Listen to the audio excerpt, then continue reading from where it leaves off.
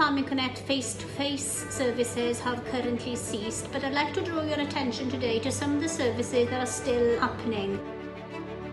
One of these is what we call the surgeries, where you can have up to an hour with a specialist. If you want legal advice, it could be an hour with a solicitor, or an hour with an accountant, or an hour with a business advisor.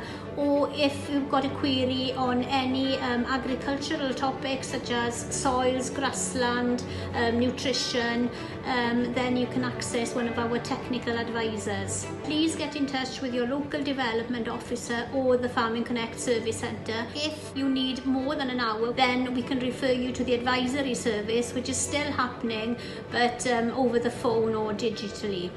We've also got a range of other digital services. We've got podcasts, webinars, fact sheets, and video clips that we're releasing on a regular basis.